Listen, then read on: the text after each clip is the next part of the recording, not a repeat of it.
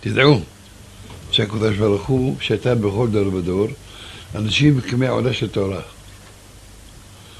כי להשם מצוק הארץ ויש את עניים תבל. אמרו רבותינו, מידע הקדוש ברוך הוא צדיקים מעטים. ראיתי בני עלייה מהמעטים. מה עשה? שתה בכל דור ודור. פה אחד, פה אחד, פה אחד, כדי להקים את התורה. כדי לקיים מה שאמר, לא תשכב פי זרעו. למעלה מ1,000 אברכים, לשם חטאתו של רבי יורם שלנו. בפרט יוסף, מחטט רגליו, מקום למקום, כדי להחיות אותם.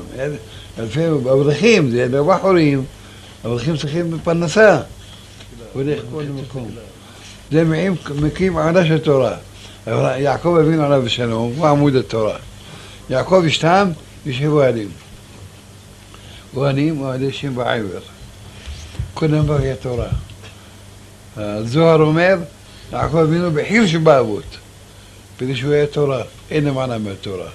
אברהם איש החסד, יצחק בגבורה, ויעקב אבינו כדי תפארת, זה התורה.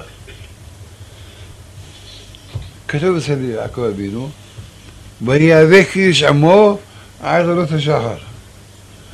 מה רוצה ממנו? מי זה האיש הזה? לא כתוב לי. זה היה מלאך. ויאסר אל מלאך ויאכל, בכה והתחנן לו. מי הבכה? מלאך בכה. שיעזוב אותו. לא יכול עליו. ויאבק איש עמו זה שרו של סמ"ם, שרו של עשיו. מה רוצה שרו של עשיו? מי זה שרו של עשיו? זה מלאך סמ"ם. לעתיד לבוא, לוקח קדוש ברוך הוא את זה, השטן הזה, הוא שטן. הוא יצא רע, הוא אמר מוות. כתוב שחטו לפני הצדיקים, עתיד לבוא. אני יודע, זה אחריתו, ששחט אותו. הוא לא רוצה שישחטו אותו. מי רוצה שישחטו אותו? מה הוא עושה? אומר, מי יגרום שיבוא המשיח? התורה. בעדי תורה אין משיח. זה יעקב, זה סמל של התורה. זה איש של תורה. צריך להיאבק עמו. להיאבק עד עלות השחר. עלות השחר זה זמן הגאולה. הוא נאבק אותו. לא נותן לו. שירצה להפסיק את התורה. יעקב אבינו חזק, גיבור, ואיש מלחמה. אז בכל יכולתו התורה תישאר לנצח נצחים. כי לא יכול לו. הוא לא יכול עד יעקב אבינו. כמו שאמרנו, יעקב כדי תפארת בכוח התורה.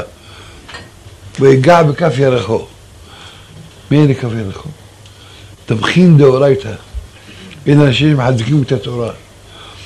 יש אנשים הרבה מחזיקים, שתורמים בשביל המצוות, בלי החזקת התורה, אי אפשר. העולם לא יתקיים. אם אין קמח, אין תורה. לכן, מה הוא עושה? וגע בכף ירחו. ותקע כף ירח יעקב. מציע בזה לצערנו, יש הרבה עשירים מיליונרים, לא צריכים כלום בשביל התורה. עושים בשביל בריכת שחייה, סטדיון, שטויות, מלכים את הכסף שלהם לריק ולבעירה. בתורה לא עוזרים. אז זהו מעט מסריח. אבל אתה חושב שזה מסריח לעולם, לא. ויבוא יעקב שלם, שלם בגופות, שלם במונו, שלם בתורתו. זה יעקב אבינו, בסופו של דבר הוא מנצח. גם על עיני התורמים, ברוך השם, לאט לאט, כולם נכבסו בהולך. וידידינו היקר, תמכין דאורייתא, הוא תומך את התורה, כמו שהירך הזה, הוא תחת רגליים, ואתה עומד על רגליים, בלי רגליים כסח. אפשר, אפשר בלי רגליים, אפשר. אבל הרגליים מעמידים את האדם, זה תמכין דאורייתא, אלה מעמידים את התורה, מחזיקים את התורה. ברבי עולם כאחד מהם, תומכים דאורייתא, אשרת ושחרקו, מלבש הוא בעצמו לומד וקורא ולומד ושונה ומשדש. יש לו גם כן תלמידים, יש תלמידים, לומד ומלמד, ושור ולעשות, אנחנו נראה הבא בתור, שאותם בנעמים, כן ירבה וכן יפרוץ, האלף צריך שירבו, אבל עוד גם כן, אלף ועוד אלף ועוד, כה ירבה, כן ירבה וכן יפרוץ, אמן כן יהי רצון, נראה הבא בתור, שאותם בנעמים, כל שלפני יזכי ויצליח, להגדיל תורה ולאדירה, יעלו וניסה וגברה מאוד. עושה שמיים וארץ, אל יתן למות עריך, אל ינום שומרך, הנה לא ינום. אני יצחק דדוש, אני אברך בכולל של הרב. ההיכרות של המשפחה שלנו עם הרב התחילה לפני 20 שנה בערך, כשאבא שלי, זיכרונו לברכה, חלה במחלה הידועה. כשהמחלה התגברה יותר, אבא שלי עזב את העבודה והתחיל לבוא בקביעות לשיעורים של הרב, והיה יושב בכולל, לומד עם האברכים של הרב. והרב היה משמח אותו, מעודד אותו. זמן קצר לפני הפטירה של אבא שלי, הרב בא לבקר אותו.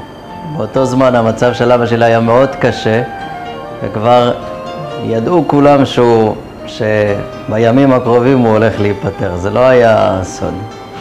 הרב ראה שאבא שלי מאוד בצער, והרב שאל אותו, למה אתה בצער? סבלת הרבה, התייסרת הרבה, תגיע לעולם שכולו טוב. אז אבא שלי אמר לרב שיש לו צער גדול על הילדים שלו, מי ידאג להם אחרי הפטירה שלו. והרב לחץ את היד של האבא שלי ואמר לו כמעט בהבטחה, אני מבטיח לך שאני אשמור על הילדים שלך, ובכל מקום שהם יהיו בעולם אני אהיה איתם.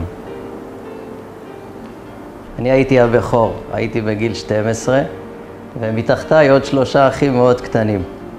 לא צריך לתאר איזה משבר גדול היה בבית אחרי הפטירה של האבא, ואיזה מצב קשה ומצער זה היה.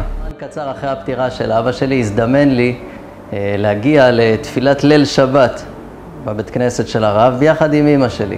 אחרי התפילה עברתי לקבל ברכה מהרב כמו כולם, ופתאום הרב אמר לי, תבקש מאמא לבוא מחר לאכול אצלי בסעודה של הבוקר של שבת.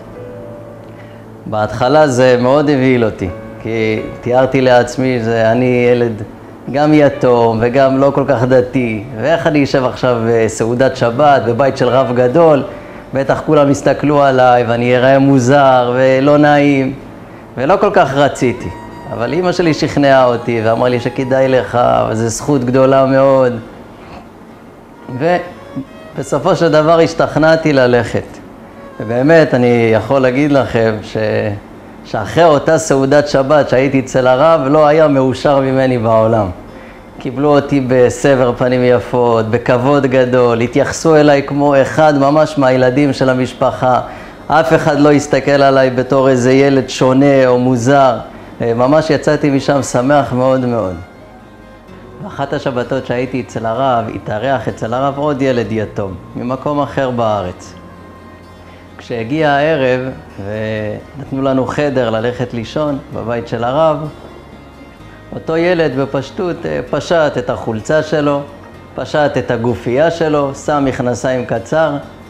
כל אחד מאיתנו מבין שזה לא כל כך מתאים בבית של הרב, אבל אותו ילד לא הרגיש את זה, הוא בפשטות עשה את זה. פתאום הילד שואל אותי, תגיד, איפה השירותים פה? אני רוצה ללכת להתפנות. ואני חושב לעצמי, מה הוא מתכוון? להסתובב ככה בכל הבית של הרב? ואחרי זה הוא גם שואל אותי, איפה אני נוטל ידיים? איפה המטבח? והילד פשוט בתמימות הסתובב בכל הבית של הרב, כשהוא עם מכנסיים קצר ובלי חולצה, וראיתי מהצד את הרב אומר להם ממש בהזהרה, אני מזהיר אתכם, לא לומר שום מילה, זה ילד יתום. זה ילד יתום, שלא יצטער חלילה. אני לא מסכים להגיד לו שום מילה.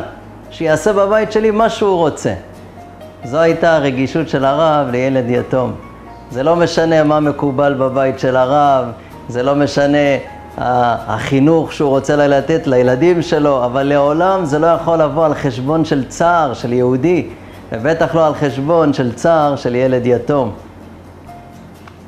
שנה אחת, כשאני יושב בישיבה בבני ברק, ישבתי בבית המדרש בין כל התלמידים וללמוד, ופתאום אני מרגיש מאחוריי ידיים שככה נוגעות לי בכתפיים. הסתובבתי לאחורה ולהפתעתי הרבה אני רואה את הרב עומד מאחוריי בישיבה. לא הבנתי איך הרב הגיע לכאן ולמה הוא הגיע לכאן ולמה הוא בא אליי. קמתי בבעלה מהמקום והתביישתי מאוד. והרב אומר לי, היו לי כמה סידורים פה בבני ברק ובאתי לבקר אותך בישיבה. אתה רוצה לבוא לעשות איתי טיול באוטו שלי? יש לי עוד כמה דברים פה בבני ברק. כמובן, קפצתי בשמחה וירדתי למטה וזכיתי לנסוע עם הרב. ולפי מה שזכור לי, בכל הטיול הזה שעשינו שם בבני ברק, הרב לא עשה שום דבר מיוחד ולא שום סידורים מיוחדים. ומה שהבנתי מכל זה, שהרב סך הכל רצה לבוא ולעשות לילד יתום טיול באוטו שלו, ולתת לו כבוד ליד כל התלמידים של הישיבה, כדי לשמח ילד יתום. כשהלב הוא גדול כמו כל העולם, אז תמיד יש מקום ליהודי, ותמיד אפשר לסבול כל יהודי, ולעולם לא שייך לומר לילד יתום, אין לי אפשרות לקבל אותך.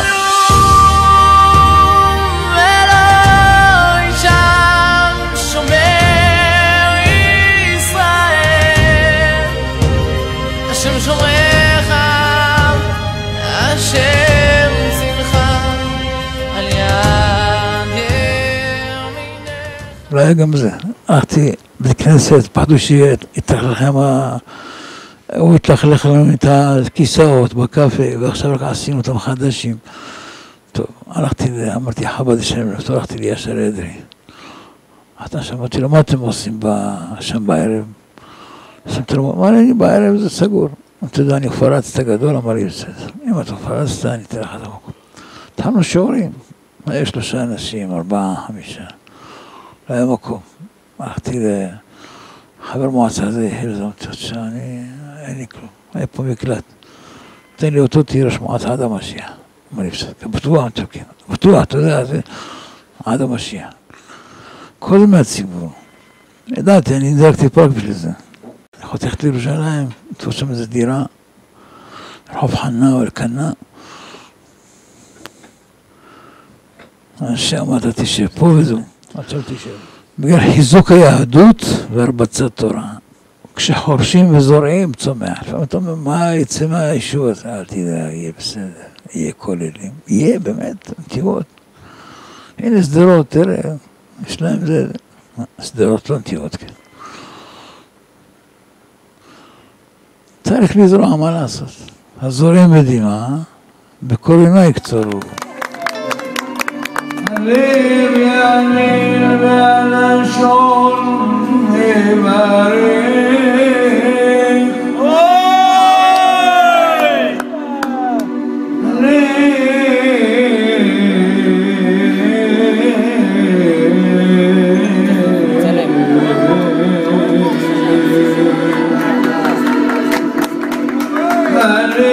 משכן אחד לשם.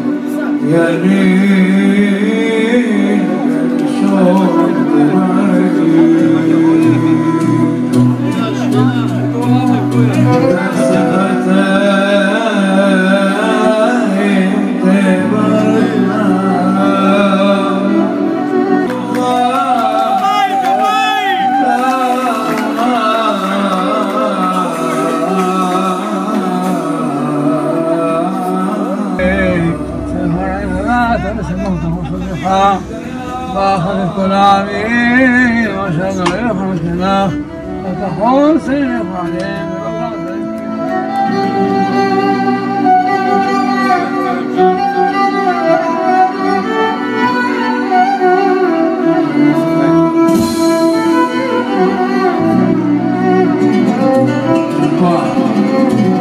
ועלו שירים בהר ציון.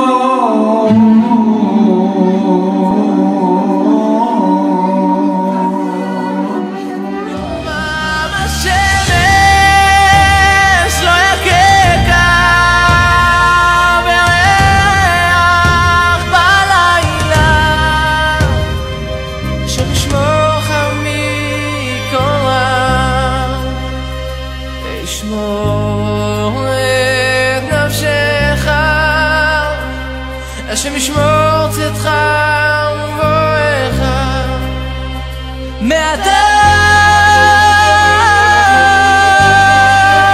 ועד עולם.